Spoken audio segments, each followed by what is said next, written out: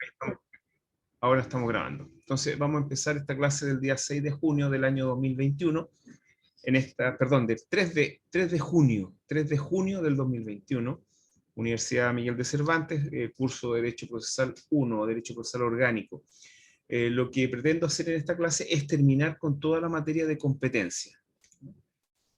Creo que quedamos en la lámina número 14 y vamos a seguir hasta la número 37, si es que podemos terminar con toda la materia entonces de competencia. Previamente voy a contestar estas dos preguntas que me hizo una de sus compañeras, que preguntó la diferencia entre el principio de inexcusabilidad y la regla de la inexcusabilidad. Y la otra diferencia, la otra que preguntó, la diferencia entre competencia absoluta y relativa. Entonces vamos a lo primero que vamos a hacer va a ser ver las diferencias entre competencia absoluta y relativa. Lo que me había dicho era que era el número 13, que son normas de orden público ya. A ver, vamos a examinar toda la lámina. En primer término, la competencia, como ya les he señalado, voy a apagar la cámara para que no haya problema de conexión. Entonces, como les he señalado, la competencia es un elemento que le sirve a la jurisdicción para repartir el trabajo de los tribunales, para repartir el ejercicio de la jurisdicción. A eso corresponde el concepto de competencia. A eso corresponden los conceptos que vamos a revisar ahora en cuanto a la diferencia entre competencia absoluta y competencia relativa.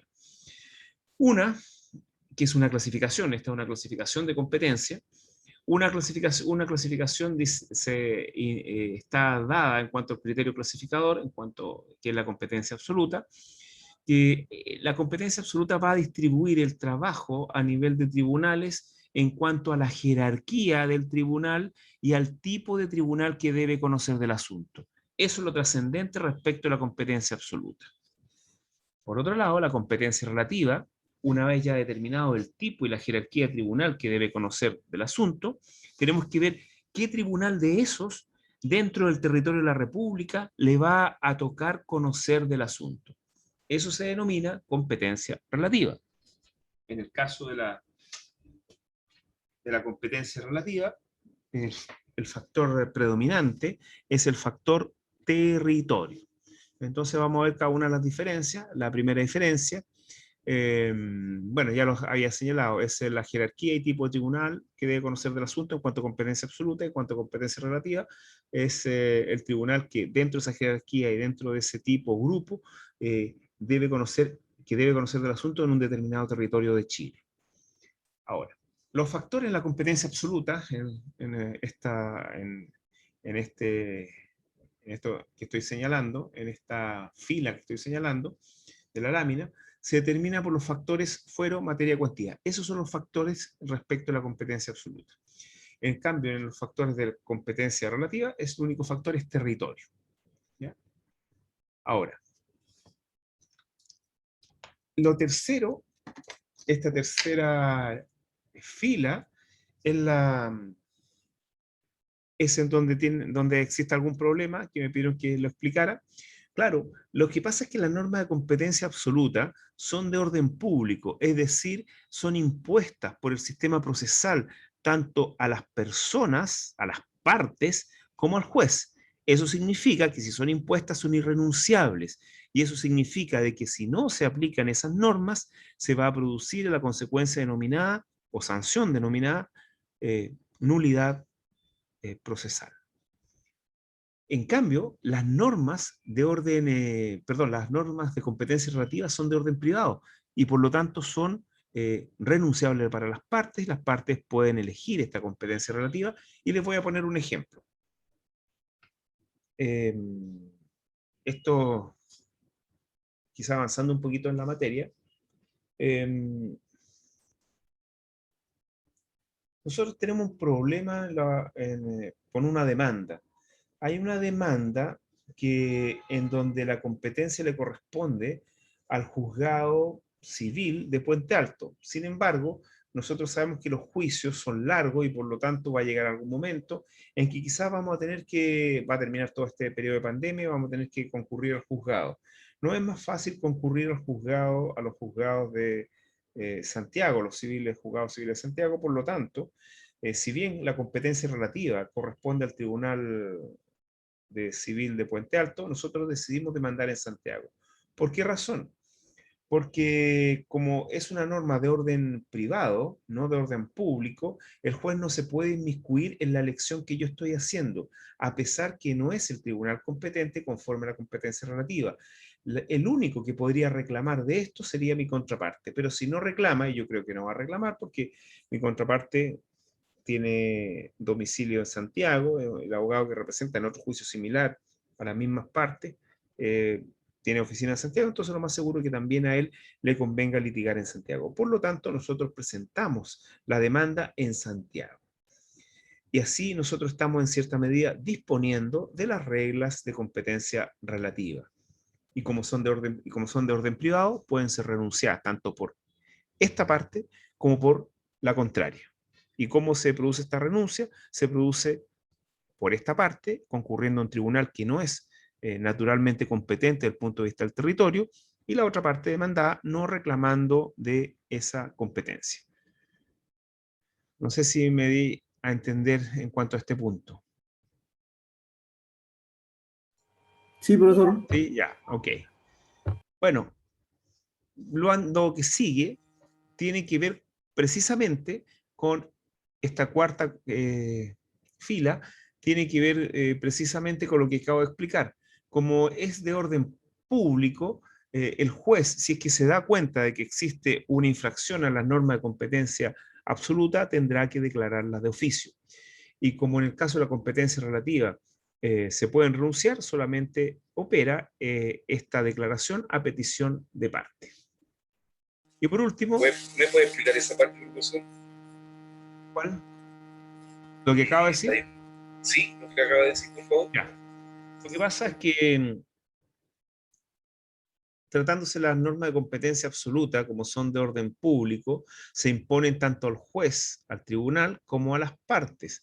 Por lo tanto, son irrenunciables y en ese sentido el juez, si es que se encuentra frente a una transgresión a estas reglas de competencia absoluta, debe declararla de oficio. Ahí sí, les voy a poner un ejemplo. Una norma de competencia absoluta es, por ejemplo, la materia. La materia es la naturaleza jurídica del conflicto. Si yo presento una demanda de divorcio en un juzgado de garantía, el juez está obligado y también puede actuar de oficio declarándose incompetente.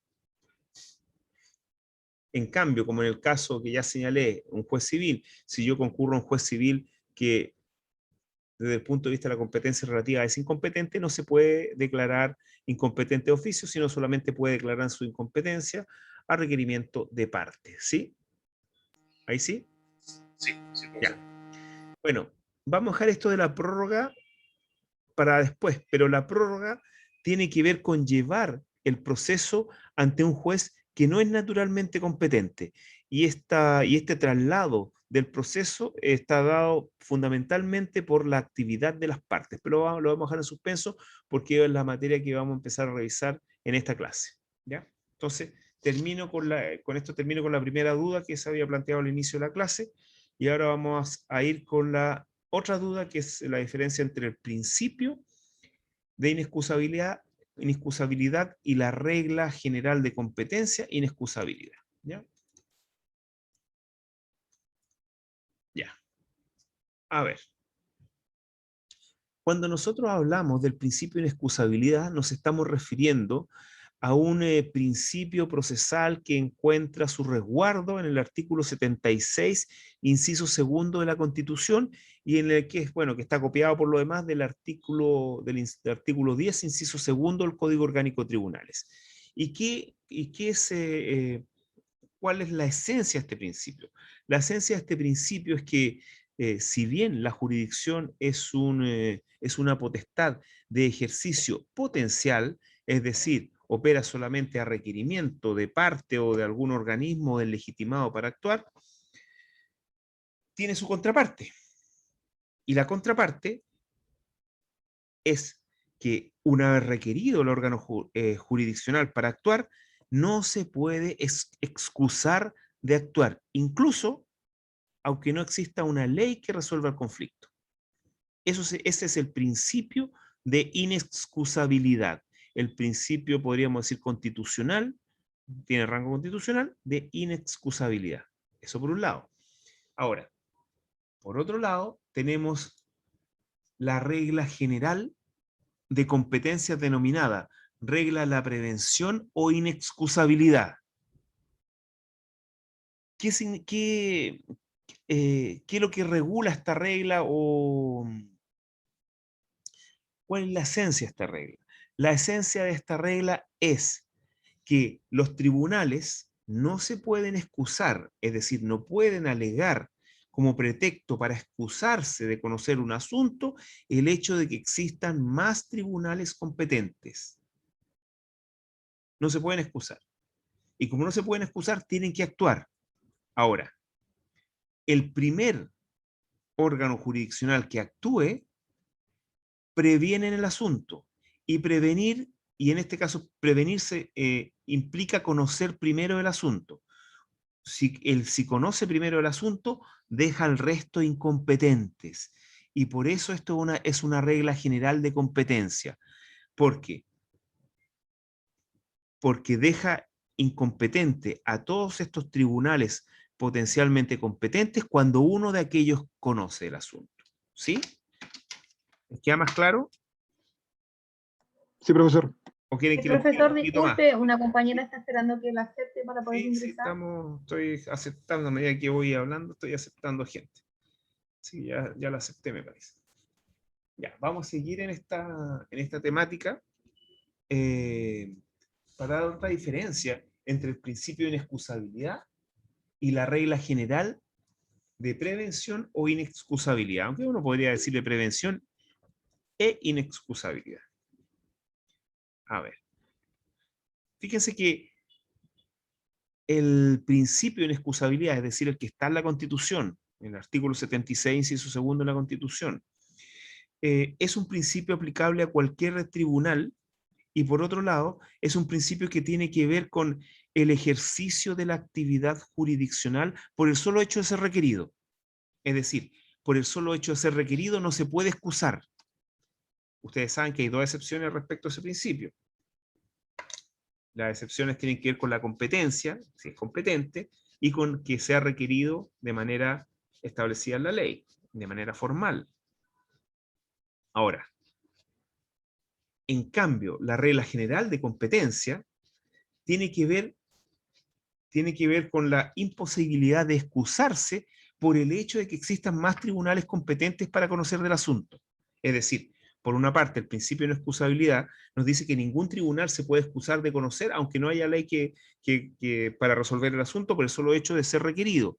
En cambio, la regla general de competencia nos dice que ningún tribunal se puede excusar a pretexto de que existan otros tribunales competentes para el asunto. Pero una vez que conoce primeramente un tribunal, deja al resto incompetente. ¿Sí? Ahí creo que está más claro. Ahí sí, profesor. Muchas gracias. Ok, entonces ahora vamos a seguir en donde quedamos la clase pasada, que es la lámina número 14. Miren, y justo la lámina número 14, sí, la lámina número 14 tiene que ver con la prórroga de la competencia, que es efectivamente la tercera diferencia, la última de las diferencias que aparece en la lámina número 4, me parece, o 7, referida a la competencia absoluta y a la competencia relativa. Entonces, a ver. Vamos a hablar de la prórroga de la competencia. Lo primero que les dije respecto a la prórroga de la competencia anteriormente era que estaba en íntima relación con la actuación de las partes, la prórroga de competencia, es decir, cómo las partes actuando pueden pueden trasladar el conflicto de un tribunal que es naturalmente competente a otro tribunal que no es el natural, que no es el competente, ¿no? Que no es el competente. Lo silencié, así que ustedes si me quieren hacer una consulta, por favor me escriben en un chat, ¿ya? Entonces, recapitulo. La prórroga de la competencia tiene que ver con esa actividad que realizan las partes para poder trasladar el conflicto desde un tribunal que ha determinado la ley para que conozca de aquel a otro tribunal que no es el natural o el normal determinado por la ley. Es decir, cómo trasladamos el conflicto de tribunal a tribunal, de un tribunal naturalmente competente, es decir, que determina la ley, a un tribunal que no es naturalmente competente por actividad de las partes o por incluso por inactividad de ellas, es decir, por una manifestación de voluntad expresa o tácita de las partes. ¿Sí? ¿Queda más o menos claro hasta el momento la introducción de este tema? ¿Me pueden escribir al chat para seguir avanzando?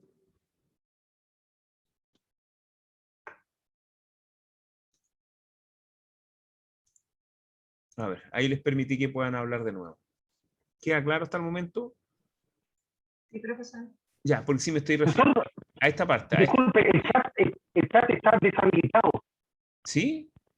Sí, no podemos definir nada por esa vía. ¿En serio? A ver, un ejemplo. El chat viene... Ah. Ahí intenten ahí. A ver. Ahí lo habilité, parece. Sí, ahí está. Ok, ya entonces los voy a silenciar. Ustedes me escriben por chat si es que quieren interrumpir o quieren hacer una pregunta. Ya, listo. Ya. Entonces, eso es la prórroga de la competencia, esa actividad de las partes que permite trasladar el conflicto desde un tribunal naturalmente competente a un tribunal que no es naturalmente competente. ¿No?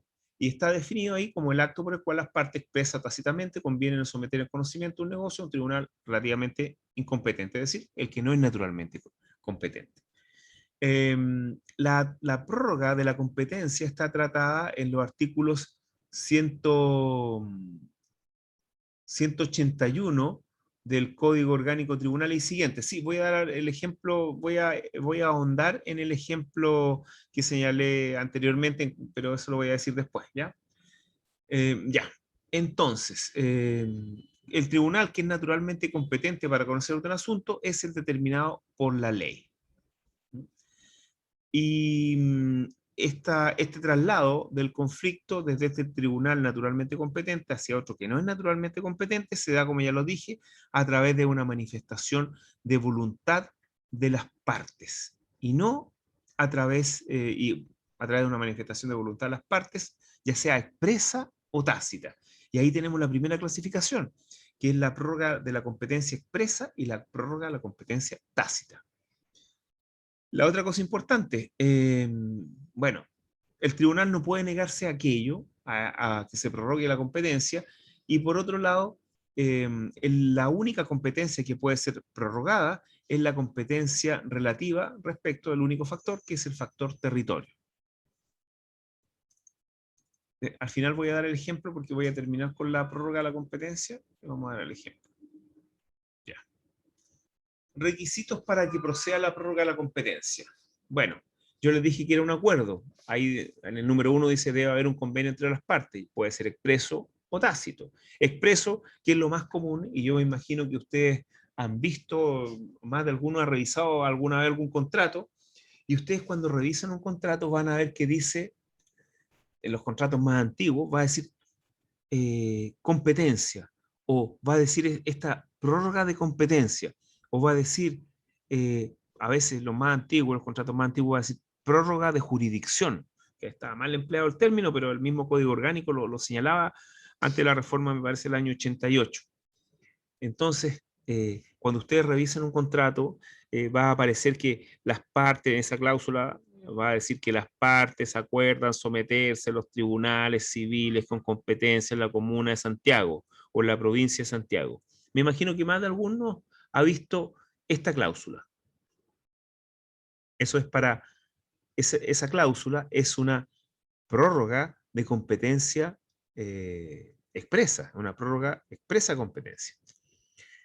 Y también puede ser tácita, y la tácita la voy a explicar después en el ejemplo, porque en el ejemplo se da, que voy a dar al final, se da la prórroga de la competencia tácita. Pero la tácita implica de que si bien hay una actividad de una de las partes, hay omisión respecto de la otra parte, ¿ya? Capacidad para generar este convenio o esta prórroga de competencia, necesitamos la libre administración de los bienes y la capacidad para comparecer en juicio por sí mismo, que esa capacidad la vamos a revisar el próximo semestre, pero se refiere a la capacidad para comparecer a un proceso. Esto se refiere a ser mayor de edad. Comparecer personalmente, pero también uno puede comparecer, si no es mayor de edad, puede comparecer a través de representantes, sobre todo los legales. Ya. Bueno, también hay casos en que hay personas que no le afecta la prórroga de competencia, y estos son los que han accedido, han concurrido a otorgarla, y no respecto de personas como los fiadores o deudores, ¿no? ¿Y qué más? Bueno, eso está en el 185 del Código Orgánico, lo que acabo de indicar. Ustedes lo pueden revisar. Ya. Requisitos para que proceda la prórroga de competencia. Este es el número 2, se debe tratar de un asunto civil y contencioso. O sea, lo primero, solamente opera la prórroga de competencia en asuntos civiles y contenciosos, es decir, donde se ejerza jurisdicción, no en los asuntos no contenciosos, donde el tribunal no ejerce jurisdicción y actúa más bien como una suerte de ministro de fe. Todo el aparato judicial actúa como un ministro de fe. Ahora, miren, ahí hay una cláusula. Ahí les puse como ejemplo una cláusula donde hay una prórroga de competencia expresa. ¿Ven? Para los efectos de este contrato, las partes fijan su domicilio en la ciudad de Santiago y prorrogan la competencia ante sus tribunales. ¿Ven? Ahí hay una cláusula.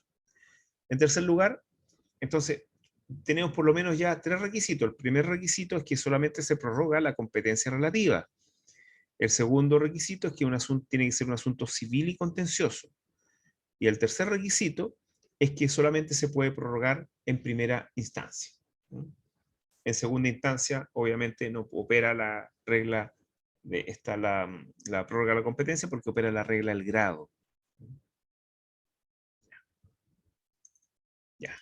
Entonces aquí vamos a pasar a la regla de competencia absoluta. Entonces ahora yo puedo dar el ejemplo. A ver. La prórroga expresa de competencia es muy sencilla porque ya se las mostré en una cláusula, está también en los materiales, está en el apunte y está también en este Power. Entonces es una cláusula en donde las partes expresamente, al firmar un contrato, indican una cláusula en donde se prorroga la competencia relativa de los tribunales a determinado lugar. Eso es un acuerdo expreso. Ahora, la prórroga tácita de la competencia se produce fundamentalmente hay un acto por una de las partes, que es la parte demandante, y hay una omisión por la otra parte, que es la parte demandada. El acto del demandante es concurrir a un tribunal que no es naturalmente competente desde el punto de vista del territorio.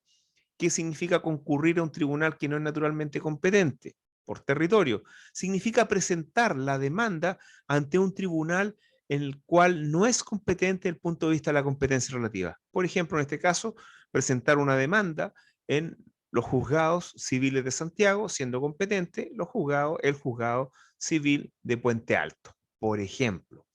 Pero la prórroga no opera por ese solo hecho. La prórroga va a operar en el momento que el demandado, al serle notificada la demanda, no reclame dentro del plazo que tiene para reclamar de la incompetencia de esta incompetencia. Es decir, no reclama, sino que lisa y llanamente contesta la demanda o no hace nada. En esos casos, se perfecciona la prórroga tácita de competencia. ¿Sí? Ahí sí. Pueden escribir al chat.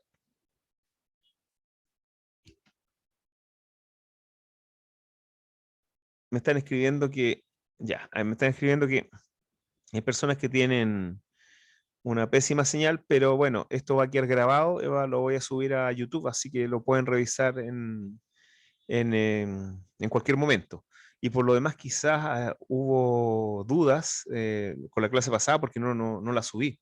Entonces la vamos a subir hoy día mismo. Hoy día mismo vamos a subir las dos clases. Eso vamos a hacer, ¿ya? Así que no se preocupen por eso. Ya, pasamos a otro tema ahora. Ahora vamos a pasar al tema de las reglas de competencia absoluta. Vamos a empezar entonces con las reglas de competencia absoluta. A ver, lo que habíamos dicho respecto a la regla de competencia absoluta es que son reglas que van a determinar el tipo y jerarquía tribunal que debe conocer del asunto.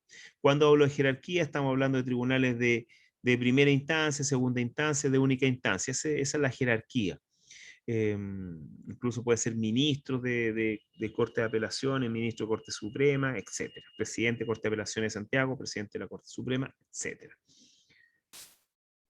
Y también nos estamos refiriendo al tipo de tribunal. Al tipo nos referimos por materia, es decir, la naturaleza jurídica del conflicto. Así podemos tener juzgado de garantía, tribunal oral en lo penal, juzgado de familia, juzgados laborales, juzgados civiles, etc. Es decir, en estos casos, la materia del asunto va a determinar el tipo de tribunal que debe conocer del asunto. Para aplicar las reglas de competencia absoluta, tenemos, como ya lo había señalado, 3 factores. ¿Cuáles son estos 3 factores? Los que están ahí, la letra A, la B y la C. La materia, la cuantía y el fuero. Esos son los factores de competencia absoluta. Hacemos la próxima lámina. La cuantía. La cuantía es un elemento complejo. Complejo, fíjense lo que les voy a decir. Es un factor complejo, pero inútil.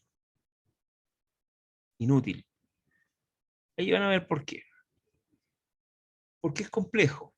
Porque la cuantía es la valoración que tiene el conflicto para el sistema procesal. Esa es la cuantía.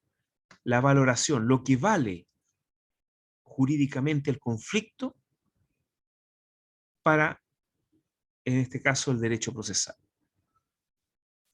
Ahora, obviamente que dependiendo del tipo de tribunal, de juzgado, va a ser diferente lo que entendemos por cuantía, porque en materia civil la cuantía está dada por el valor pecuniario del conflicto. En materia penal, en cambio, la cuantía va a estar dada por la gravedad de la pena asignada al delito. Entonces, en suma, la cuantía es la valoración que tiene para el sistema procesal el conflicto.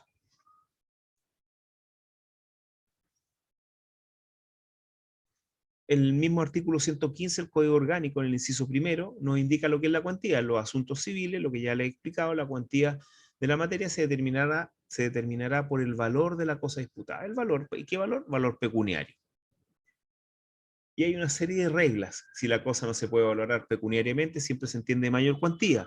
Si una demanda se dirige en contra de varias personas, el total de los demandados va a corresponder a la cuantía. Se deducen varias acciones, se determinará la cuantía del juicio por el monto que ascienden toda la acción entablada, es decir, se suman. Si el demandado al contestar la demanda entabla reconvención, también se suman la demanda principal y la demanda reconvencional como cuantía. Pero ya vamos a ver que la cuantía no es un factor de competencia. ¿Cómo se acredita o hace constar la cuantía? Bueno, el 116 lo señala con documentos fundantes que se deben acompañar a la demanda. Si no se acompañan documentos fundantes para indicar la cuantía, en este caso se ha de distinguir si la acción es real o personal. Si la acción es real, bueno, son aquellas que se dirigen contra derechos reales. Se estará a la apreciación de que las partes hicieran de común acuerdo, 118 el Código Orgánico, 119 si no hay acuerdo, el juez designa por un perito lo que vale la cosa, etc. Y si es personal, la facultad que tenemos de hacer cumplir está dada por la apreciación principalmente del demandante en su demanda. ¿Eh? Ahora, sí, dije que era inútil.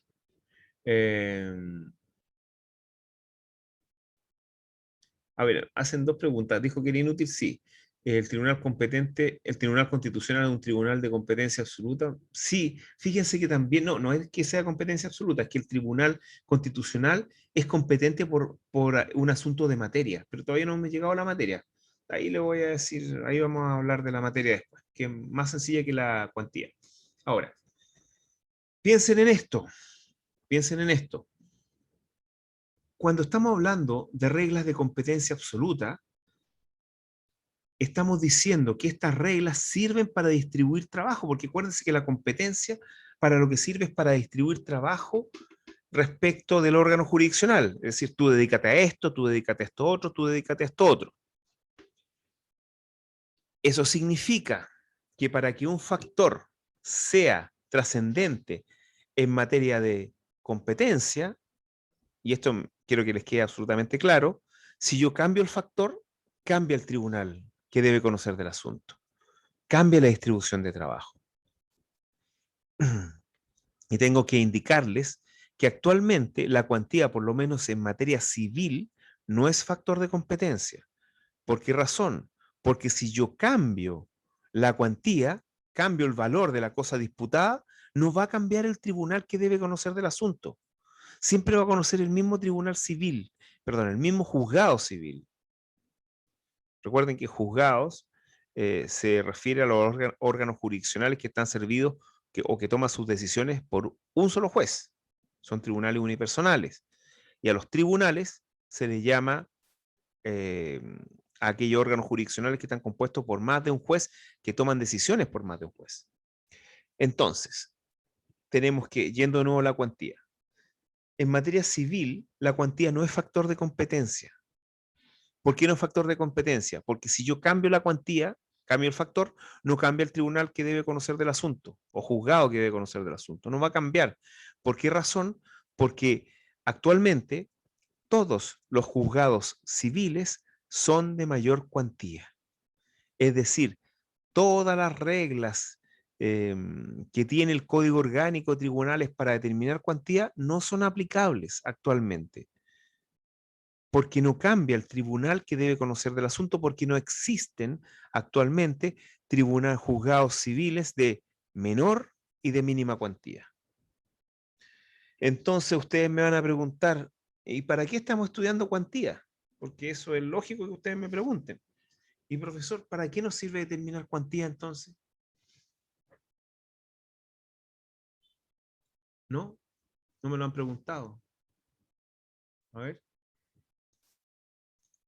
Ahí les di el micrófono. Ahora háganme la pregunta. ¿Para qué estamos estudiando esto, profesor? ¿No es cierto? ¿Para qué estamos estudiando esta cuestión si no sirve? Es que no es tan así. No es tan así desde el punto de vista de la competencia. O sea, desde el punto de vista de la competencia no sirve. Es así, no sirve. No sirve actualmente el factor competencia. Cuantía no es un factor de competencia, no sirve. Pero si se crearan los juzgados civiles de menor y de mínima cuantía, todas estas reglas se aplicarían. Eso por una parte. Y por otra parte, este factor cuantía, si bien no sirve para determinar competencia, sirve para dos cosas muy trascendentes e importantes. La primera, salen en el apunte que les pasé, ahí aparece. La primera es para, ¿alguien leyó el apunte? ¿Alguien prepara las clases online, leyendo el apunte, viendo la materia que vamos a ver antes de? ¿No? Bueno, les voy a decir yo. Lo primero para lo que sirve la cuantía es para determinar la procedencia del recurso de apelación. Porque todos los conflictos que tengan una cuantía de más de 10 UTM, es decir, estamos hablando como 500.000 pesos más o menos, respecto de esos conflictos, son susceptibles de interponerse y de ser revisada dicha decisión, dada la sentencia definitiva, a través del recurso de apelación. En cambio, Profesor, ¿podría repetir, por favor? Sí, en cambio, los conflictos que sean de hasta 10 UTM, no procede el recurso de apelación. De nuevo les reitero, la cuantía es importante para determinar la procedencia del recurso de apelación.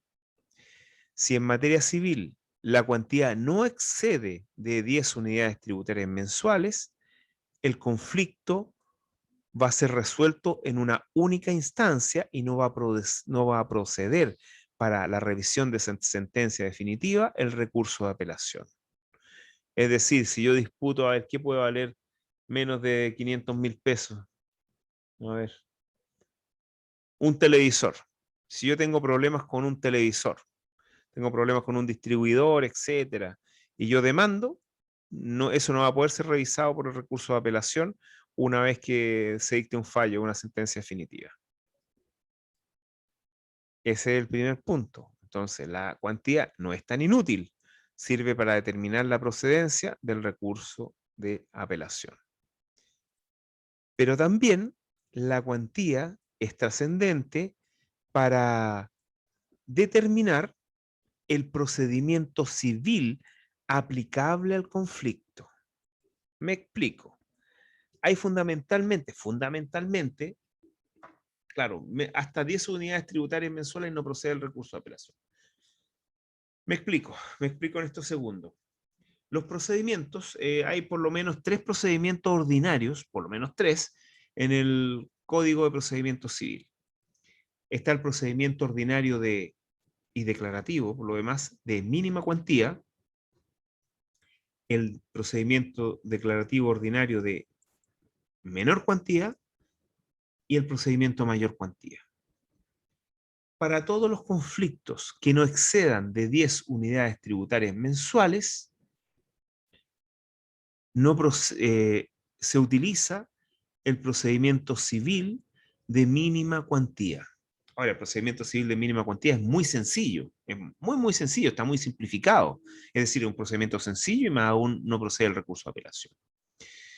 Si la cuantía excede de 10 unidades tributarias mensuales, pero no pasa de 500, es decir, algo así como 25 millones, se puede utilizar, o sea, mejor dicho, se debe tramitar ese juicio civil mediante el procedimiento ordinario de menor cuantía, que es un procedimiento que tiene menos trámites que el procedimiento que sigue después, que es el ordinario de mayor cuantía. Es un procedimiento que, si bien procede recurso de apelación, este recurso de apelación es más sencillo. Este recurso de apelación tiene una preferencia para ser visto en la corte, etcétera. Tiene varias cosas buenas. Ahora, claro que tiene plazos más reducidos. Ahora, si el conflicto excede las 500 unidades tributarias mensuales, bueno, lo que procede es un procedimiento ordinario de mayor cuantía, en donde que está tiene muchos trámites, los trámites son de bastante duración, etc. Es decir, estamos frente a un procedimiento que tiene amplias garantías de defensa, por lo menos para el demandado, porque es bastante complejo y largo. No tiene preferencia por ningún motivo para ser visto en la corte, entonces ese es el problema que tiene este procedimiento de mayor cuantía. Entonces, me imagino que ya les ha quedado clara la diferencia, la importancia en la cuantía en materia civil, que no es factor de competencia, pero sí determina la procedencia del recurso de apelación y la aplicación de los procedimientos ordinarios. Ya, me hicieron una pregunta. La pregunta es que el caso de compensación económica en el divorcio también procede de la cuantía. Fíjense que esto es una cosa interesante porque esto tiene que ver, quizás está vinculado un poquito con el factor materia. Por materia, y esto lo vamos a ver la próxima lámina. Miren, la pregunta la vamos a vincular con la materia. El factor de competencia materia está en íntima relación y corresponde a la naturaleza jurídica del asunto sometido a conocimiento del tribunal. Es decir, la materia tiene que ver con la naturaleza jurídica del conflicto. Por ejemplo, si estamos hablando de un conflicto penal, bueno, va a conocer un tribunal con competencia penal. Esto en razón de materia. Y con la pregunta que me señalaron es, en el caso de compensación económica, no opera esta regla de la materia respecto al procedimiento ni de los recursos. ¿Por qué razón? Porque hay una ley especial, que es la ley 19.968, que establece los tribunales, los juzgados de familia, y tiene reglas especiales. Y en este caso no se aplica lo que yo he señalado. Siempre recuerden que todo lo que estamos viendo siempre es en vinculación a la materia civil, porque hay cursos de procedimientos especiales y también hay cursos de procedimientos penales. Ahora, la quiebra. Fíjese que la quiebra, en cuanto es tratado como un procedimiento voluntario, no debiera aplicar el factor cuantía, y si se convierte en un asunto contencioso, ahí debiera aplicarse la cuantía, pero desde el punto de vista de los procedimientos y desde el punto de vista de los recursos. A pesar que la quiebra, más que la quiebra, la reorganización que se llama ahora, tiene un procedimiento bastante especial. ¿Y cómo se determina la menor cuantía? Bueno, la menor cuantía se va determinando, como se señaló en la lámina anterior, si es real, del valor de la cosa disputada, si es personal, de lo que señale el demandante en su demanda. Así se determina la cuantía. Ya. La cuantía, la materia. Ya. Bueno, como ya les dije, la materia tiene que ver con la naturaleza del conflicto. Ustedes van a revisar, seguramente van a ver a lo largo de su estudio y después cuando estén titulados, que ustedes van a ver, pucha, ¿qué tribunal tiene que conocer de esto? Y ahí ustedes, por ejemplo, van a revisar el artículo 2 del Código Procesal Penal, donde va a decir que el juez natural, que nadie puede ser juzgado por comisiones especiales, y que el juez natural es aquel que tiene competencia en lo penal, que son los juzgados de garantía y el tribunal oral en lo penal. Por ejemplo, también van a ver el artículo 8 de la ley 19.968 sobre los tribunales de familia, y el artículo también 420 del Código del Trabajo, donde aparecen señaladas las materias en donde estos tribunales especiales tienen competencia. La materia es bastante sencilla porque tiene que ver con la naturaleza del conflicto. Naturaleza jurídica del conflicto. El fuero. A ver, ¿hasta el momento estamos bien con la materia? Sí, sí, profesor. Sí, ya. El fuero. A ver, el fuero es otro factor de competencia absoluta y que tiene que ver con la determinada calidad que tiene una persona en cuanto ostenta un determinado cargo público, que puede hacer que el juez pierda imparcialidad al conocer del asunto. Podríamos decir que el juez natural pierda imparcialidad al momento de conocer del asunto. Me explico. Me explico.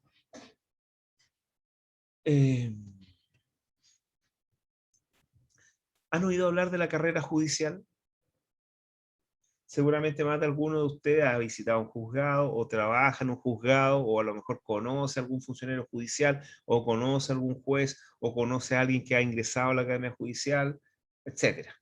¿No es cierto? Los jueces tienen escalafones, van ascendiendo, ¿sí? Sí, profe. Ya, bueno, por regla general, la materia, lo que está ahí en los artículos, en ciertos artículos de ciertos códigos, de ciertas leyes, donde se establece que por materia un determinado tribunal o juzgado debe conocer del asunto. Ahí está el 420, el Código del Trabajo, y el artículo 8 de la Ley de Tribunales de Familia.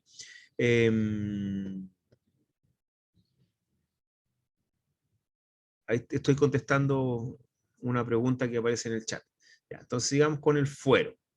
A ver, yo les dije que hay ciertas personas que tienen ciertos cargos públicos que pueden afectar la imparcialidad del juzgador, sobre todo cuando es un juzgador natural, es decir, el juzgador que corresponde y que conozca de entrada el asunto. Me explico. Bueno, la mayoría de los jueces, por regla generalísima, se ingresa a través de primero estar seleccionado en la Academia Judicial y estudiar en la Academia Judicial una determinada cantidad de tiempo. Y después postulan a los diversos cargos que puedan existir. empezarán como un juez de letras de una localidad que no sea asiento de corte, por ejemplo, ni siquiera capital de provincia, etc. Entonces así van ascendiendo. Pero resulta que, ¿qué pasaría si no existieran estas reglas del fuero? Y entonces, por ejemplo, alguien tiene que demandar ante un juzgado civil, siempre en materia civil estamos hablando, al ministro de Justicia. ¿Qué les parece? ¿Sería bueno o sería malo que el juez, por ejemplo, no sé, de una localidad que no es capital de provincia, tenga que conocer una demanda en contra del ministro de Justicia? ¿Qué creen ustedes? ¿Sería bueno o sería malo? Que se perdería el equilibrio. ¿Por qué? Se necesita una autoridad que esté en el mismo nivel que a la que se va a juzgar, pues. Bueno, pero por ejemplo, el juez civil que esto va a conocer este asunto, es un juez que tiene una independencia, tiene la propiedad en su cargo, mientras dure su buen comportamiento no lo pueden destituir. Pero ¿qué pasa? ¿Qué pasa con la carrera de él? ¿Cómo se va ascendiendo? Él puede sentir mucha presión porque no está a la par de la persona a la que va a juzgar. El problema, bueno, y algunos han dicho que es un problema, en Chile, a veces bueno, a veces malo, participan en en los nombramientos, digamos, de ministros de corte y generalmente también ascensos del Poder Judicial, participa el Poder Político. Es decir, son propuestos por el Poder Judicial y son elegidos por el presidente a través del Ministerio de Justicia. Muchas veces a través del Ministerio de Justicia directamente, otras veces a través del presidente directamente, bueno, a través del Ministerio de Justicia siempre, realmente. Entonces, ¿se imaginan? Podría perder su carrera en asuntos complejos y el juez podría, sin mala intención, podría equivocarse. Entonces, para evitar estos asuntos, todos estos problemas, se sube la jerarquía del juez, no del tribunal que debe conocer del asunto, del juez. Porque conoce, por ejemplo, en estos casos se habla de tribunales unipersonales de excepción. En este caso va a conocer un ministro de Corte de Apelaciones, de una demanda en contra del presidente de la República, expresidente de la República, ministro de Estado, etc. ¿Por qué? Porque el ministro de Corte de Apelaciones, en cierta medida, su carrera ya está, en cierta medida, está terminada. Está terminada porque es difícil llegar a la Corte Suprema. Entonces él tiene más independencia para conocer del caso. ¿Ven? Ese es el fuero.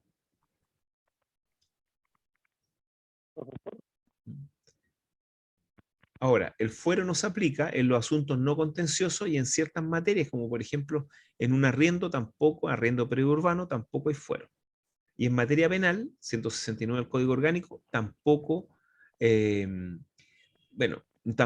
hay fuero. Siempre tienen que conocer los mismos juzgados y tribunales. Esto se vio de manifiesto, es interesante esto, porque se acuerdan que hubo ministros, hace 2 años me parece, hubo ministros de la Corte de Apelaciones de Rancagua que fueron formalizados, no sé si ustedes se acuerdan de esos casos, fueron formalizados y a mí me llamaba la atención cómo era formalizado ante un juez de garantía que en los hechos y desde el punto de vista jerárquico era menos que el ministro que estaba siendo formalizado ahí. Entonces me llamó la atención ahí como que el sistema no estaba bien planteado. Dígame, ahora sí. Alguien me habló.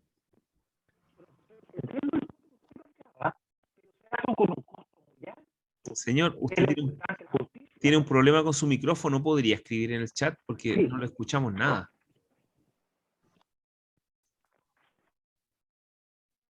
Decía, es que esto se hace con un costo muy alto, que es perder el concepto de igualdad ante la justicia.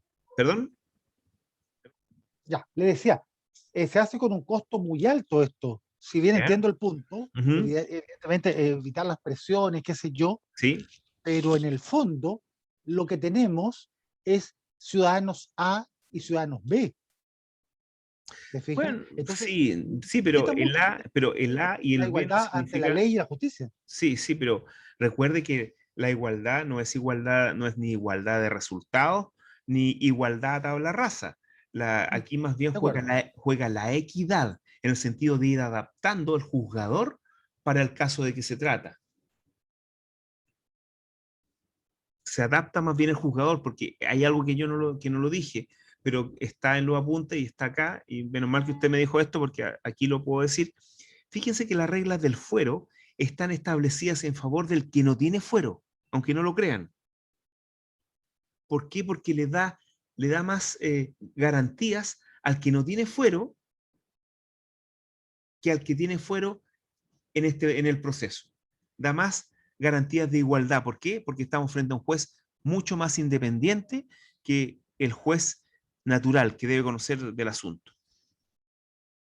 Porque un juez natural, en este caso, el juez natural va a estar más sometido a presiones, va a estar muy presionado, a diferencia de este juez que tiene una jerarquía superior, que la presión va a ser mucho menor.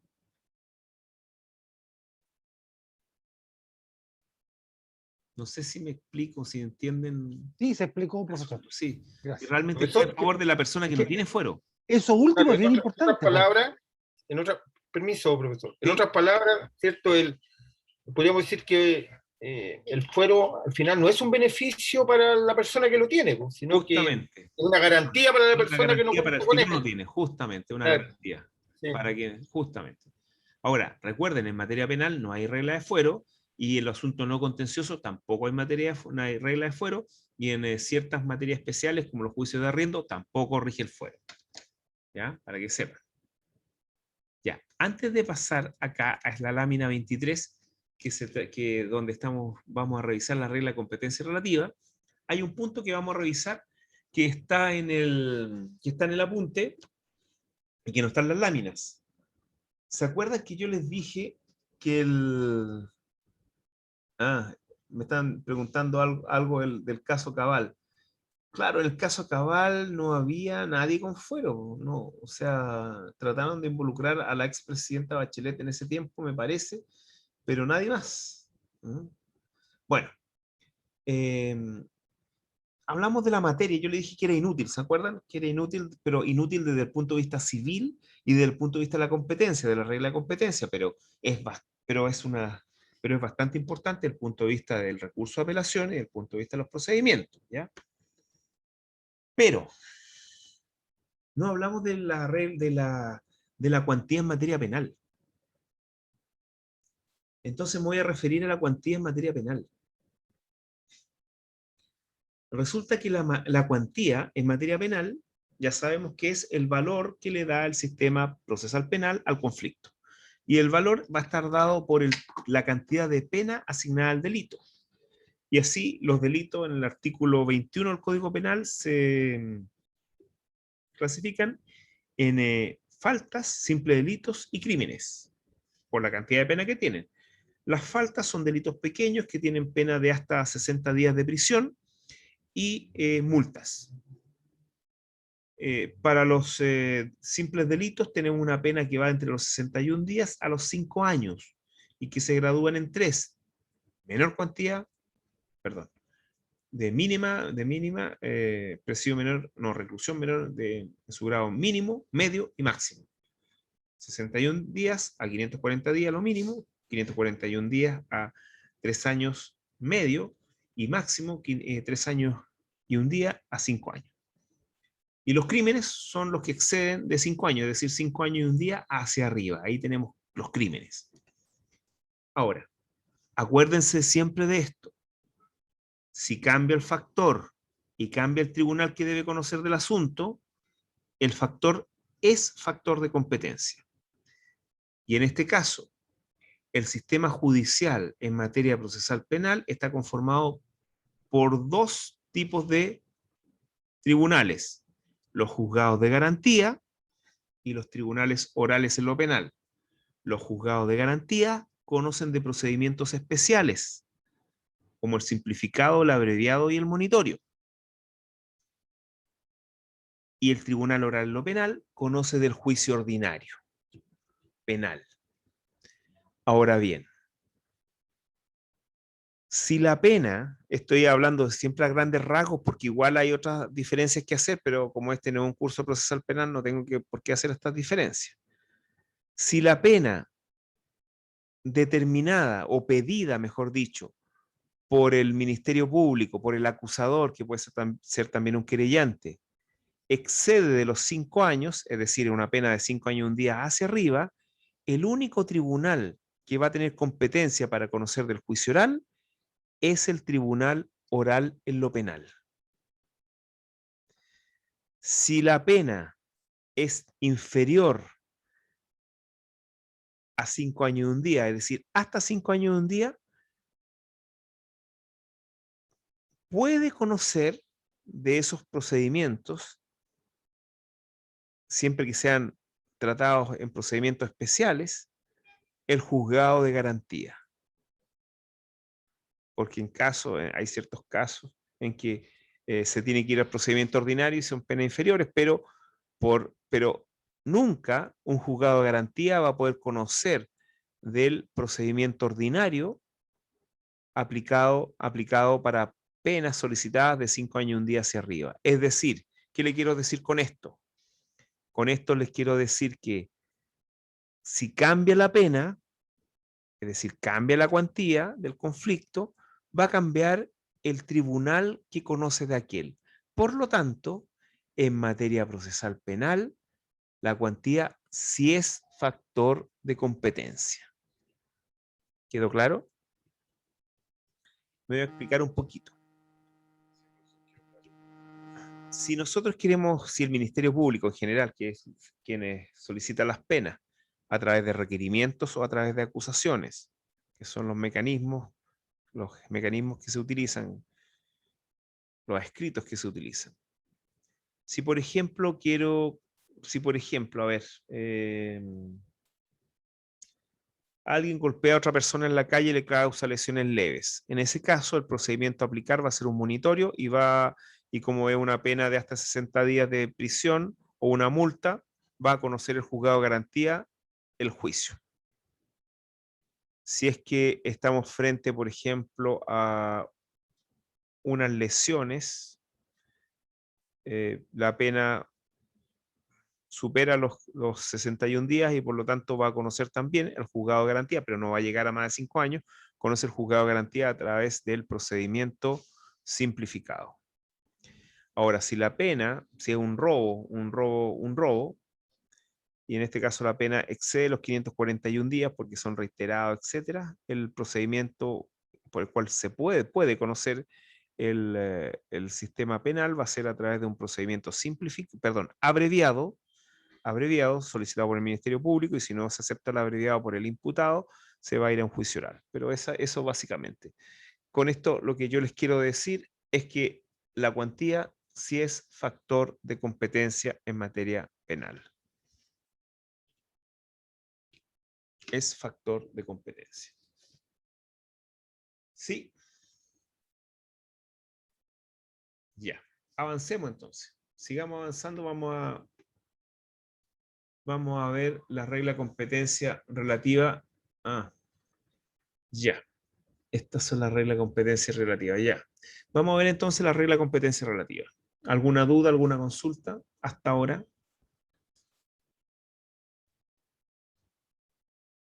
No, avancemos entonces. A ver, entonces vamos a ver la regla de competencia relativa en materia.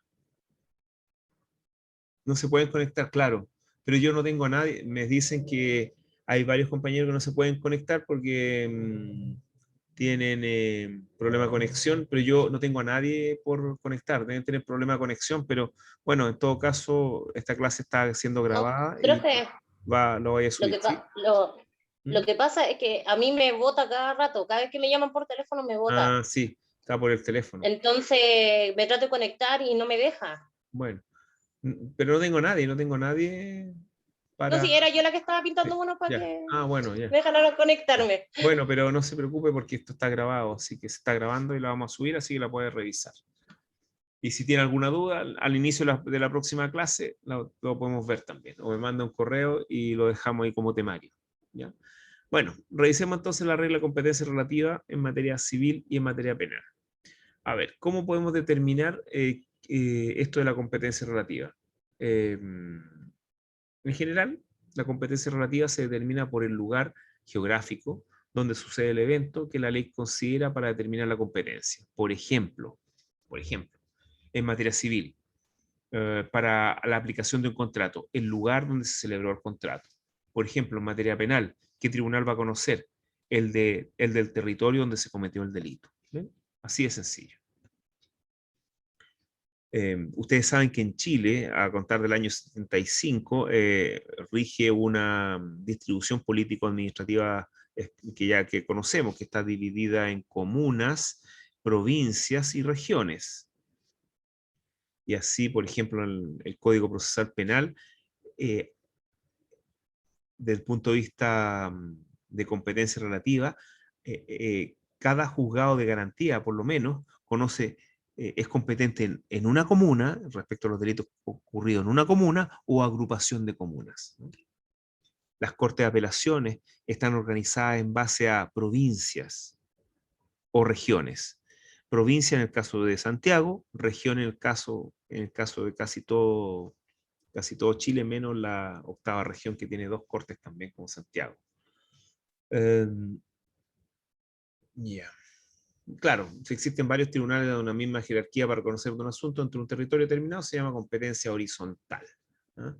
Y cuando hay tribunales de primera y segunda instancia, se habla de competencia vertical. Tribunales verticales y horizontales, claro. Bueno, ¿cuáles serían? Por ejemplo, los 30 juzgados civiles de Santiago, que tienen competencia en la provincia de Santiago, ellos son competentes desde el punto de vista horizontal. Los tribunales civiles en relación a la Corte de Apelaciones de Santiago, los tribunales civiles de Santiago, obviamente, en relación a la Corte de Apelaciones de Santiago, tienen una competencia, en este caso, jerárquica, vertical. Ahí está el ejemplo. Ya pasemos a la próxima lámina. La próxima lámina, la 24. Análisis entonces el factor territorial en materia civil. A ver. Esto está tratado en el artículo 134 del Código Orgánico de Tribunales y sin perjuicio de las reglas establecidas. Bueno, vamos a indicar cómo opera esto del factor territorio en materia procesal civil. A ver, yo les podría decir que existen principalmente 2 reglas que ustedes deben conocer. 2 reglas básicas. La primera, y la más importante, podríamos decir, porque es la que va a determinar todo lo demás, es el acuerdo entre las partes. Para ustedes conocer qué tribunal dentro del territorio de Chile debe conocer de un asunto, lo primero que tienen que determinar es si hay un acuerdo de prórroga de competencia. Eso es lo primero. Obviamente, estas situaciones se van a producir cuando estemos frente a contratos, a relaciones jurídicas que han sido reguladas a través de un contrato, o de un convenio, de una convención, etc. Esa es la primera regla. Lo primero que tienen que determinar es si hay un acuerdo de prórroga de competencia, es decir, un acuerdo expreso. Y la regla supletoria, la última regla, es el tribunal que tiene competencia respecto al domicilio del demandado. ¿Les quedaron claras las 2 reglas básicas? Sí, profe. Las repito. Primero, si hay acuerdo. Y al final, supletoriamente de todas las otras reglas que ya vamos a ver, el tribunal con competencia en el domicilio del demandado. Todo esto, obviamente, para asuntos contenciosos, porque respecto de los asuntos no contenciosos, la regla general va a ser el tribunal que tenga competencia respecto al domicilio del interesado o peticionario. Profesor, ¿Sí? por ejemplo, si uno contrata con una persona en Santiago Ya. ya, porque esa persona tiene sucursal en Santiago, Ujú, pero su giro es de Iquique. ya. O sea, O tiene sea, otro domicilio en la casa matriz. la casa matriz de ¿Ya? Iquique, claro. ¿Ya? ¿Dónde a ese demandado, dónde yo tengo que, cuál va a ser el tribunal competente para conocer de esa demanda? Fíjese que lo que usted me ha preguntado, lo que me está preguntando, ya lo respondí con lo que le dije al principio. A ver. Ah, ya. Celebró un contrato. No, pero contéstelo usted. A ver. Porque si Celebró un lo contrato. celebramos, Ya, celebró un claro, contrato. Entonces, ¿qué tiene que ver primero? es el lugar donde lo celebramos. No, eso no tiene que ver primero. No. Mm, ¿Qué tendrá que revisar primero?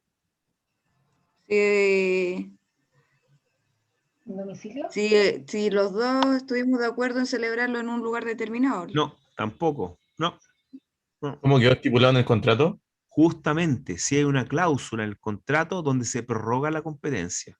Eso es lo primero Ah, que tiene que revisar. Tiene que leer el contrato completo, revisar, y si ve una cláusula de prórroga de competencia, ahí tiene que concurrir. ¿Ve qué sencillo? pero si es algo consensual, Ah, si algo si no existe consensual, un no hay, ya, contrato, pues entonces si no hay contrato, no hay prórroga de competencia y por lo tanto tiene primero que revisar las reglas especiales. Si ninguna regla especial le aplica, va a aplicar la regla supletoria. ¿Y cuál es la regla supletoria? el domicilio del demandado. El, el juzgado que tenga competencia respecto al domicilio del demandado. Ya, ok. ¿Ve? Gracias, profesor. Entonces ahora lo que nos toca ver son las reglas especiales. Ahí está. A falta de estipulación de las partes y siempre que no existe una regla especial, el domicilio del demandado. Acciones muebles, aplica la regla general, domicilio del demandado. Acciones inmuebles, el juez del lugar que las partes hayan estipulado. Y a falta de estipulación, a elección del demandante, el juez del lugar donde se contrajo la obligación o el del lugar donde se encontrara la especie reclamada. ¿Ven? Y se reclaman bienes muebles e inmuebles, será juez competente el del lugar que estuvieran situados los inmuebles. Los inmuebles mandan. Ya. Y las reglas especiales de competencia relativa. ¿Eh? Es decir, reglas, claro, reglas, digamos, específicas. ¿Eh? Por ejemplo, el caso de sucesión, el juez competente, el último domicilio del causante. Ojo, en las sucesiones, en la sucesión intestada, el último domicilio del causante, porque las sucesiones intestadas, ustedes saben que la posesión efectiva tienen que tramitarla en el registro civil y ustedes pueden tramitar en cualquier registro civil de Chile.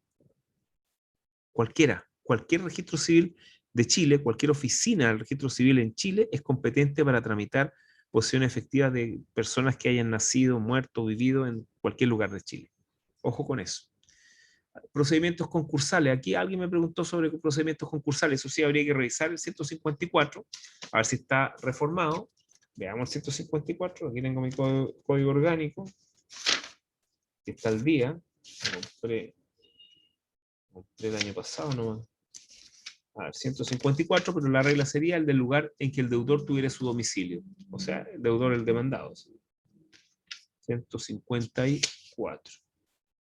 Y les puedo decir que será juez competente en materia de procedimiento concursal entre deudor y acreedor el del lugar en que el deudor tuviera su domicilio. Esa es la regla. El lugar en que el deudor tuviera su domicilio. Es decir, competente el tribunal con competencia en el domicilio del deudor. Los interdictos posesorios, 143, obviamente donde estuvieron los bienes que se reclaman. En el caso de las personas jurídicas, que aquí también me lo preguntaron, si tienen varias sedes, bueno, cualquiera lo pueden mandar en cualquiera de sus sedes o domicilio. Asuntos civiles no contenciosos, la regla general, en la que ya habíamos señalado, el domicilio del peticionario. No contenciosos. Aquí tenemos más reglas especiales. Las acciones de alimento y filiación, tribunal competente, el del domicilio del alimentante o alimentario, a elección de este último, lo mismo en cuanto a la filiación. Demanda de alimentos, lo mismo. El domicilio del alimentante o alimentario, elección de este último. Aumento de pensiones, juez competente, el del domicilio del alimentante o alimentario, elección de este último, es decir, del demandante. Cese o raja pensión, concederá al tribunal del domicilio alimentario o donde o el tribunal que determinó la pensión alimenticia. Ahí le faltó un poquito, una parte a esa lámina. Acción o reclamación de filiación, juez competente, el domicilio del demandado o demandante, elección de este último. Si ustedes se dan cuenta, todas estas reglas especiales en materia de familia tienden a darle un beneficio a quien demanda, a quien pide la actuación del tribunal de familia. Porque pasaba que antes el demandado o el alimentante, el demandado, ¿sí?, que tenía que prestar los alimentos, se cambiaba de región y ahí como que hacía un poquito imposible que el demandante pudiera ejercer en forma su acción. Actualmente, el demandante es el que elige el tribunal, ya sea el domicilio del demandado, el domicilio del demandante, elección del demandante. Competencias relativas en materia penal. Bueno, son las 8:21. Ya llevamos 1 hora y media. Así que vamos a hacer un alto, ¿les parece? Yo creo que sí, porque uno se cansa. 1 hora y media. Entonces vamos a hacer Gracias, 15 minutos. profesor. 15 minutos, ¿ya? 15 minutos por reloj. Y seguimos. Ok, profesor. ¿Ya? Gracias. Ok, profesor, Voy a- gracias. ya.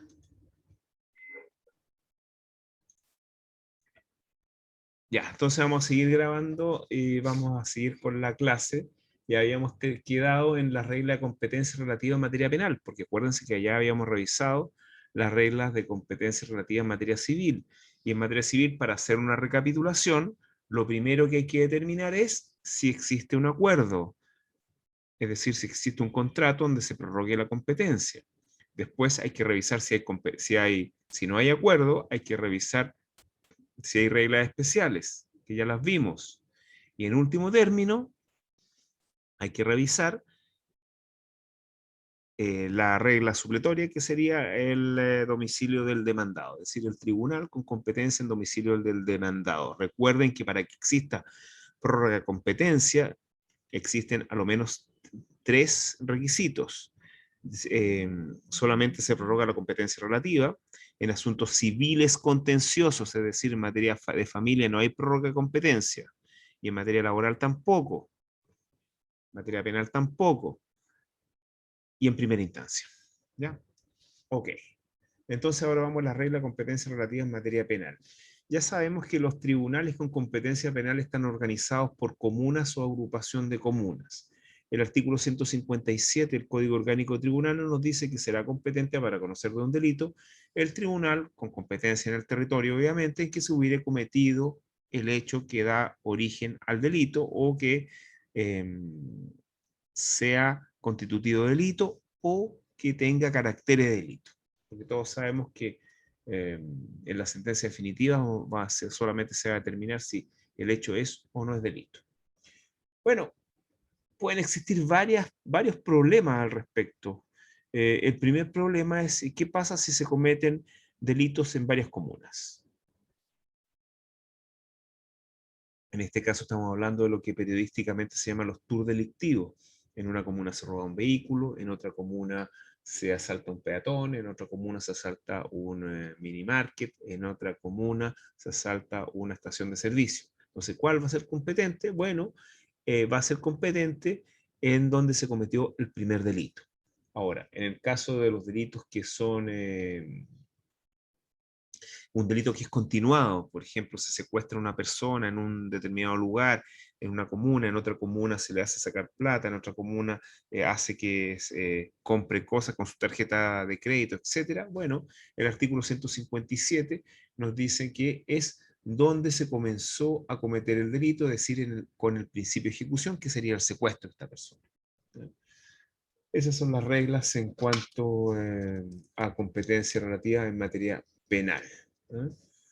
Profesor, El 157, ¿sí? esto es independiente que si los involucrados que cometieron el delito hayan sido detenidos en otro lugar. Claro, independiente. Independiente de eso. Independiente. Por ejemplo, los pueden detener en, no sé, en la comuna de Vitacura y se dan cuenta que el primer delito fue cometido en, no sé, en Maipú. Entonces va a ser competente el 9º juzgado de garantía que corresponde a la comuna de Maipú. Ahora, eso es materia de investigación policial y por parte del Ministerio Público. El Ministerio Público tiene que determinar dónde se cometió el primer delito y presentarlo al tribunal, y el tribunal juzgado de garantía va a tener que resolver este asunto de competencia. Bueno, y Profesor, después, ¿sí? pero yo tengo dos dudas. La primera es por qué tiene que ser en la comuna donde se inicia el delito y no donde termina. Porque Si la se ley, supone que ahí lo pillan. porque como en la el ley, acto. la ley lo estableció así, pues. Así de Ya, sencillo. y la otra consulta, ¿y qué pasa, por ejemplo, cuando el delito comienza justo como en los límites de las comunas? Ahí, ¿en qué se basan para poder determinar en qué comuna fue? Bueno, Porque, por ejemplo, ahí arriba, en la calle Las Perdices, ujú, es el límite entre La Reina y Peñalolén. ya, Pero si yo lo coloco en el mapa, un ejemplo, Las Perdices 700, a mí me aparece como La Reina, pero es Peñalolén. Entonces, no sé dónde uno, por más que lo busque, como que la línea divisoria entre Peñalolén y La Reina todavía no es como bien definida dónde comienza y dónde termina. Entonces, en esos casos, si el delito comenzara ahí, bueno, ¿cómo determinarían? bueno, bueno, en estos casos yo creo que está muy bien delimitada los límites de las comunas. No, no veo que haya problema de limitación, salvo que usted, por ejemplo, lo busque en, no sé, por Google Maps, que ahí no es una fuente oficial de los límites comunales. Tendría que ir, no sé, pues, a la ley que establece los límites comunales. Y por otra parte, generalmente nunca hay problemas porque en estos casos lo que manda es el parte policial. O sea, uno podría reclamar la competencia, pero en materia, no sé, pues si quiere reclamar la competencia, probar dónde fue hecho el delito, pero principalmente el parte policial contiene todos esos datos. Ah, ya, ok. El parte policial lo contiene. Y generalmente reclamar la competencia relativa en asuntos penales a veces tiene importancia, pero otras veces no tiene. Por ejemplo, si usted me dice Peñalolén y La Reina. La Reina, Ay, parece que ahí no tendría, ay, no estoy seguro, pero habría que ver qué juzgado es competente, pero parece que sería el mismo juzgado, Peñalolén y La Reina. No, son juzgados de garantía diferentes. Entonces es importante ver, a ver, es importante ver cuál sería el competente. Bueno, pero a veces son comunas o otras veces agrupación de comunas, pero ahí parece que habrían dos tribunales diferentes, Peñalolén y La Reina. Ya. Bueno, si un chileno, por último, si un chileno comete delitos fuera de la República y quieren ser conocidos e investigados en Chile, serán ejercidas entonces ante los tribunales orales, en lo penal, etcétera, de la jurisdicción de la Corte de Apelaciones de Santiago, conforme a un turno que va a establecer o fije dicha Corte a través de un auto acordado, ¿no? Es el caso de que se comete fuera. Ya, pasemos a la próxima lámina. Aquí, ya. Bueno, esas serían las reglas de competencia en materia penal. Son bastante sencillas, están en el artículo 157 y ahí ustedes la pueden revisar, pero la regla básica es el lugar donde se cometió el delito. Ahora, si el delito son varios delitos, donde se cometió el primer delito, si es un delito que se ha cometido de manera continuada, con el principio de ejecución. ¿Ok? Ya, la regla del turno y distribución de causa. Tengo que indicar que en algún momento estas reglas del turno y distribución de causas se trataban como reglas que no eran de competencia, porque la transgresión a estas reglas no generaba incompetencia, sino que se generaba responsabilidad administrativa más que nada. Y para los abogados que trataban de vulnerar estas reglas también eran sanciones, en este caso, disciplinarias. Como aparece ahí, estas reglas mayormente han sido derogadas. A ver, vamos a empezar por el principio, más fácil. Resulta que puede ocurrir que si yo agoto las reglas de competencia absoluta, no determine el tribunal todavía que deba conocer del asunto, y para eso debo aplicar la regla de competencia relativa. Pero si agoto los dos conjuntos de reglas y no llego al tribunal que tiene competencia, antes había que bajar a otro conjunto de reglas que se llamaban reglas de distribución de causas, que actualmente, por ejemplo en materia civil, están derogadas desde que empezó el sistema de tramitación electrónica. Estas reglas de distribución de causas, como ya les dije, no eran reglas que generaran incompetencia, pues no eran reglas de competencia, más que nada eran reglas administrativas. Y actualmente, como ya les digo, está derogada porque actualmente cuando uno presenta una demanda donde están agotadas las reglas de competencia absoluta y relativa, y no obstante no tenemos un tribunal competente, un sistema computacional que deriva al tribunal que corresponde. Por ejemplo, si yo quiero demandar a una persona que tiene su domicilio o que corresponde a un tribunal de la provincia de Santiago, son aproximadamente 30 juzgados civiles en la provincia de Santiago, aproximadamente, porque hay otros que están en el límite, son 30, bueno, 30 juzgados civiles. Bueno, en este caso tengo 30, ¿y cuál va a ser el tribunal que va a conocer? Bueno, va a conocer el tribunal que determine este sistema computacional de tramitación electrónica. Ahora, ¿qué pasa si es que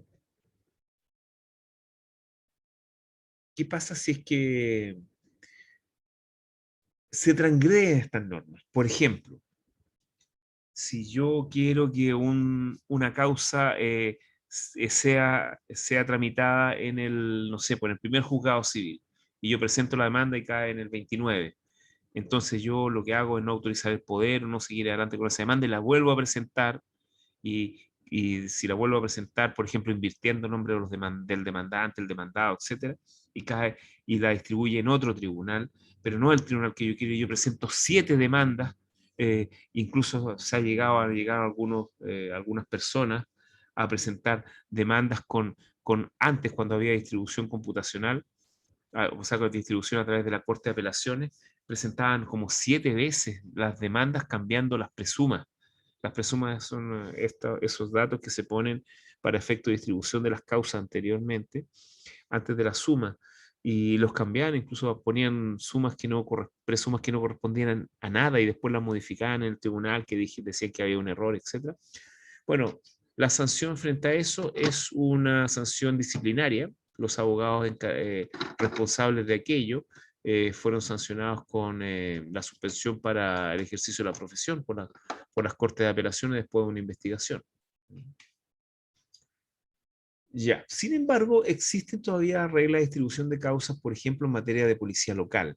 En materia de policía local, por ejemplo, en la comuna de Santiago hay 5 juzgados de policía local y en este caso la distribución de causas se realiza a través de un mapa que ellos mismos que se ha confeccionado, no sé, dependiendo de las calles, etcétera, el lado norte de la calle, el lado sur de la calle, etcétera. Hay un mapa. Era como era la distribución de la competencia de los juzgados del crimen antes de la reforma procesal penal. También tenían una distribución con un mapa, y en ese caso, como dijo la compañera, muchas veces uno tenía que ir al mapa y ver dónde había ocurrido el hecho para ver qué juzgado era el competente. En otros juzgados de policía local, por ejemplo en Maipú, que hay 3 juzgados de policía local, ahí la distribución se hace por turno, es decir, una semana, todas las causas que se produzcan, por ejemplo, accidente de tránsito, accidente de tránsito fundamentalmente, que ocurran entre tal fecha y tal fecha, van a ser de conocimiento del primer juzgado de policía local, la otra semana la corresponde al segundo, etc. Esas son las reglas del turno. ¿Alguna duda, alguna consulta? No, seguimos. Competencia civil de los tribunales con competencia penal. Esto es bastante interesante e importante. Ocurre que ustedes saben que hay tribunales con competencia civil y con competencia penal. Sin embargo, existen ciertas materias civiles que solamente pueden ser conocidas por los juzgados criminales con competencia criminal.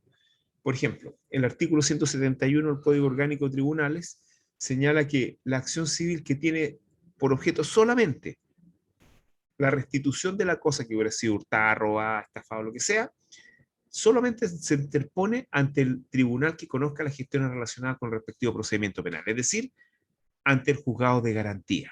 Si yo quiero que me devuelvan las especies que fueron robadas, no tengo que ir a un juzgado civil, porque eso es una acción civil, tengo que, solamente es competente el juzgado de garantía. Es muy difícil que las cosas estafadas, robadas, hurtadas, etcétera, no sean devueltas antes de pasar al procedimiento ordinario. Entonces, en general, el que devuelve estas especies es el juzgado de garantía. Ya. Otras acciones civiles. Hay acciones civiles que pueden ser conocidas por, por el juzgado del Tribunal Oral en lo Penal, que se refiere a las acciones indemnizatorias, pero siempre y cuando se trate de demandas presentadas solamente contra el imputado. Bueno, también cuando existan retenidas ante un juzgado con competencia penal cosas que hayan sido hurtadas, robadas, etcétera, a un tercero, no a la víctima, también son solicitadas ante el juez de garantía o tribunal oral en lo penal según corresponda. Si queremos demandar a un tercero civilmente responsable, ahí va a ser competente solamente el juzgado civil. No se puede ejercer demandas civiles en juzgados con competencia penal respecto de terceros civilmente responsables, como por ejemplo el dueño de un camión o de un vehículo cuyo chofer ha atropellado a alguna persona. Solamente puedo demandar al chofer. Bueno, todas estas reglas están en el 171 del Código Orgánico de Tribunales y en los artículos 59 y siguientes del Código Procesal Penal, que siempre es bueno revisar esos artículos porque esos artículos del Código Procesal Penal tratan de la acción civil en el proceso penal, que es bastante interesante. Cuestiones prejudiciales civiles. Para las cuestiones prejudiciales civiles se aplican las mismas reglas de competencia de las cuestiones principales, podríamos decir, pero hay una regla especial que... no, perdón, cuestiones prejudiciales, no cuestiones, no medidas prejudiciales. Bueno, las cuestiones prejudiciales civiles se refieren, siempre estamos dentro del campo de la competencia penal, se refieren a esos asuntos civiles que sirven de fundamento o presupuesto de la persecución penal. Por ejemplo, en el caso de determinar la propiedad de una especie o en el caso de determinar la validez de un matrimonio, primero hay que resolver estas cuestiones civiles ante el juez con competencia civil, es decir, ante el juez civil que corresponda, y mientras tanto el juicio civil se va a suspender, va a estar suspendido. Es evidente esto, por ejemplo, en el caso de la bigamia, en donde si, por ejemplo, el imputado de bigamia que se casó 2 veces, alega de que el primer matrimonio fue nulo. Primero hay que determinar si el primer matrimonio es nulo, porque todos sabemos que la nulidad tiene efectos declarativos, es decir, hacia el momento en que se celebró el acto o contrato, nunca habría existido, por lo tanto sería una causal de sobreseimiento si es que se determinara esta nulidad del primer matrimonio. Cuestiones prejudiciales civiles entonces deben ser conocidas por el juzgado civil que corresponda antes de seguir con el juicio penal. Contienda y cuestiones de competencia. A ver, bueno, en cuanto a los conflictos y los conflictos de competencia, bueno, se refiere a situaciones en las cuales los tribunales, ambos tribunales se arrogan la competencia sobre un asunto o los tribunales que debieran ser competentes para un asunto, ambos se declaran incompetentes. En estos casos, lo primero que se plantea para que exista una cuestión de competencia es recurrir al tribunal que se cree competente, y eso es por vía, una la vía declinatoria y la otra la vía inhibitoria, y ahí, como ya indiqué, hay 2 formas. Una, concurrir al tribunal donde se está conociendo el asunto y yo solicito la incompetencia de ese tribunal, y ese tribunal se puede declarar competente o incompetente. Si se declara incompetente, va a mandar los antecedentes al tribunal que estime competente, y ese otro tribunal se puede declarar competente, como también rechazar la competencia. Si rechaza la competencia, se puede formar una contienda de competencia. Y ahí están las reglas para resolver las contiendas de competencia. Generalmente resuelve el superior jerárquico, y de ambos, y si no tienen superior jerárquico ambos, común, se va al superior jerárquico, se resuelve el superior jerárquico de mayor rango del tribunal que se haya declarado incompetente. Ya, bueno, ahí ustedes pueden revisar esto de las contiendas de competencia. Cuestiones de competencia. Bueno, es lo que yo le había indicado. En el caso en que yo estime que un tribunal es incompetente, yo puedo solicitar al tribunal que está conociendo el asunto, que yo creo que es incompetente, por vía de, esa es la vía declinatoria, para que se tenga el conocimiento y envíe los antecedentes al tribunal que se estime competente. Y en el caso de la vía inhibitoria, aquí yo concurro al tribunal que yo creo competente para que le solicite los antecedentes al tribunal que está conociendo el asunto. Esa es la vía inhibitoria. Disculpe, profesor, no se puede chatear. Me da la impresión. ¿Perdón? Me da la impresión de que no se puede chatear. Todos en público. Sí, sí que se puede. A ver. Hola. Hola. A ver. Ahí. Yo puse hola. Sí, ahí sí. Ya, gracias, profesor. Ya. Ahora vamos a las contiendas. Bueno, las contiendas de competencia se producen en las situaciones en que tribunales en donde se ha reclamado su competencia, ninguno se estima que es competente, ninguno de los dos, es decir, esto queda en tierra de nadie, o ambos se estiman competentes. Y generalmente hay 3 reglas. La primera regla para resolver esta contienda de competencia es si tienen un superior jerárquico común, bueno, se recurre a él y él resuelve. Por ejemplo, contienda de competencia entre juzgados civiles de Santiago, va a resolver la Corte de Apelaciones de Santiago. Ahora, si son tribunales que no tienen un superior jerárquico común, se recurre al superior jerárquico del tribunal que esté en esta contienda, que tenga mayor jerarquía. Y en el caso que no se pueda aplicar ninguna de las reglas anteriores, la Corte Suprema resuelve. También existen contiendas de competencia entre tribunales políticos, entre tribunales y autoridades, y autoridades político-administrativas. Ahí resuelve el Senado, y también hay situaciones en que resuelve el Tribunal Constitucional. También están los casos de los tribunales arbitrales. Seguimos con las contiendas de competencia. Ahí están todas las reglas de contienda de competencia. Y terminamos. ¿Ok? Eso sería la competencia. Pude terminar toda la materia de competencia. La próxima clase vamos a poder revisar la materia de tribunales. Me parece que nos queda tribunal y con eso terminamos el curso. La materia de competencia es una materia bien importante e interesante. Yo ya les dije, son 3 las materias importantes en este curso: jurisdicción, competencia y tribunales. Esas son las materias de mayor trascendencia. Bueno, no sé si les queda alguna duda, me la pueden plantear ahora o podemos terminar por hoy.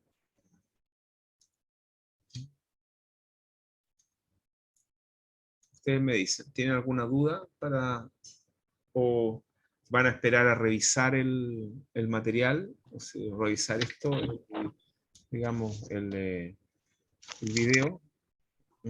Profesor, Sí. pero una consulta, por ejemplo, yo voy a volver a revisar el video, obviamente, de la clase. Sí. Si me nace alguna duda, ¿es necesario esperar hasta el otro jueves para consultarlo? No. ¿O lo puedo escribir por Classroom o por correo? Sí, por correo mejor. ¿Pero Sí. el correo de la universidad o su correo personal? El correo que yo le he mandado siempre, que es rmarquez@ricardomarquez.cl. Ya. El correo Gracias. que sale acá, ¿o no? No sale acá el correo. No, sale en el primer apunte que nos mandó. Ya, a ver, está la primera, yo creo que también sale aquí. Ahí también sale, ¿eh? Ahí pueden revisar. Bueno. Que me la presta un amigo que es de mi confianza, pues. Chuta. Ya. Bueno. Bueno, terminamos entonces por hoy. Voy a subir las 2 clases ahora. ¿Ah? Ahora las voy a subir para que las tengan disponibles. ¿Ya? Así que me despido.